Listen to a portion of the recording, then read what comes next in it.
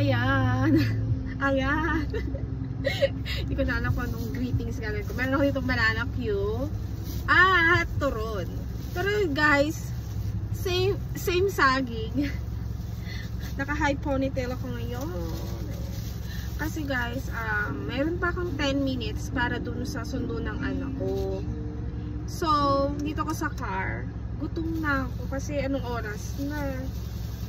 Laging lunchtime kasi ang sundo. Tapos, ang bahay namin, parang ang drive namin is around mga 2 to 3 minutes. 10 minutes, 50 minutes, 30 minutes ang biyahe.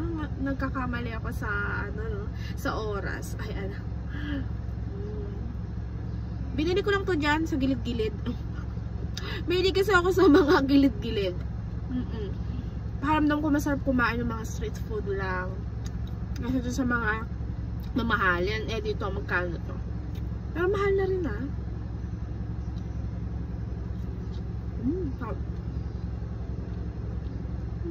Pero pero iba pa rin talaga yung luto mo.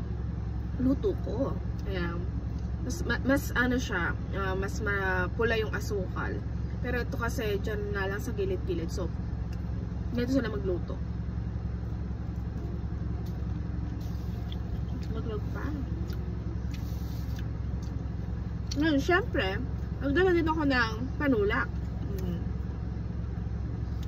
Tapos yung anak ko, mamaya, patitikimin ko siya ng turon.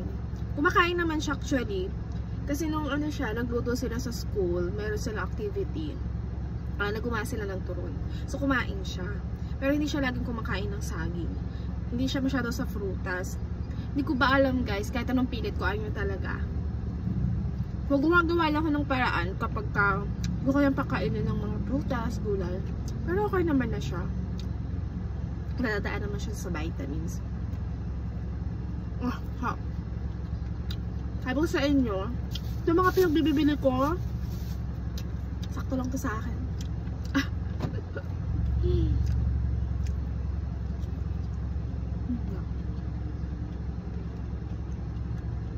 Ang laki ng nila, pagtuhog nila.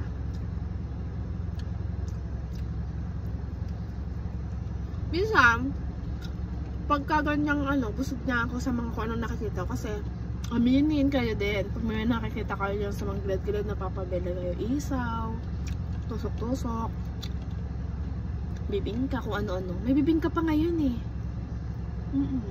Tapos ngayon, meron silang mga coffee sa gilid-gilid. Masarap mga gilid-gilid coffee. Tao ko gilid-gilid coffee. Magandang name yung gilid-gilid coffee. Ayan. Yung asawa ko, nabili na rin siya ng gilid-gilid coffee. Kasi nakukuha din yung lasa ng espresso sa machine. Kikahan tayo guys kasi naamos pa ako. Yun nga. Ganito ko everyday. Monday to Friday. Marami akong dalang kung ano-anong pagkain sa sasakyan. Kasi minsan talaga inaabot ako ng traffic. Naabot ako sa ng mga 10 minutes stoplight, tapos stoplight again, tapos traffic na. Tapos ngayon, walang parking dito sa school. Dito ako sa gilid, pinaka malayo-layo ng konti do sa ng anak ko. Magagalit na naman sa kanya kasi layo nga ng parking ko. Minsan ayoko mag-park sa malayo kasi minsan biglang uulan.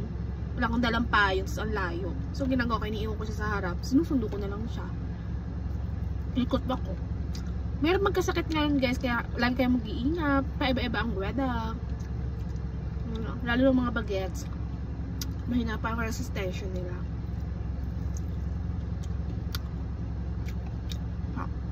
Pag sa inyo mauubos ko to, hindi na ako baka may tumitingin sa akin. Sinong kausap ko na naman, no? Kaya guys, kasi yung pet ngayon, hindi nyo pa ako nakita nung ako'y mataba talaga. Pero ngayon, parang kukontrol lang ako sa kanin. Minsan madami akong kumain kanin. Minsan naman, wala na. Minsan sa beses lang ako kumakain kanin. Pero nababawi siya kasi pag masarap kasi ang ulam, hindi mo makakontrol. Kaya napapadami din ang kain ko.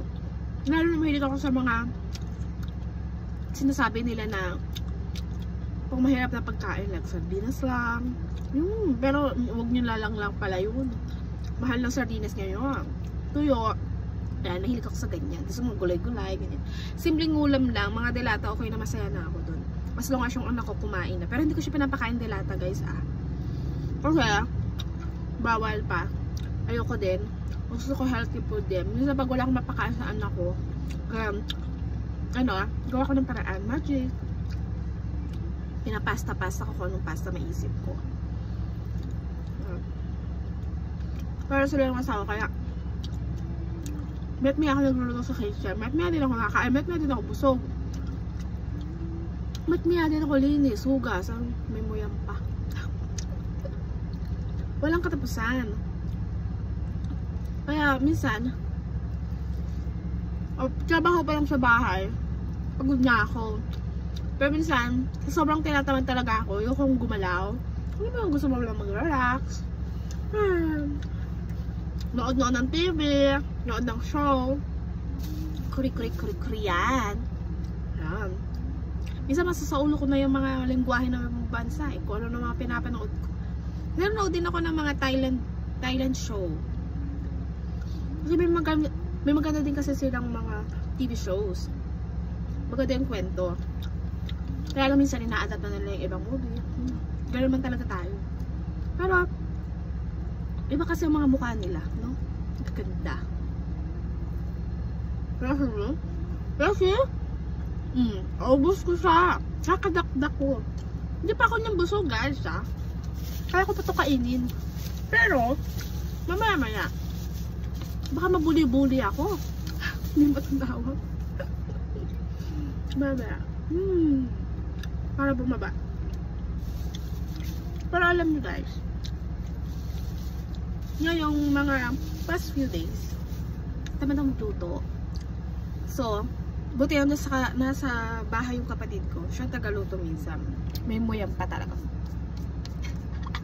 Kikita pa na ako ng ebidensya. Yan.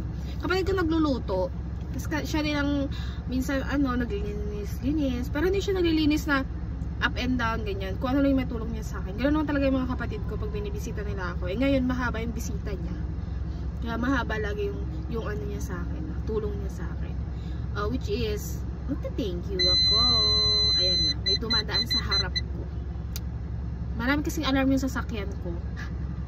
Kasi, takot pa kasi akong dati. Pero, which is helpful kasi, alam mo kung gaano kalayo yung distance mo dun sa susunod na sasakyan or something. Yan naman guys, ayan. Tapos ang chikahan natin, medyo mahaba-haba na at nakakayo ma-boring na. Yan naman guys, thank you for watching. Ayan. Have a great day and see you on my next video.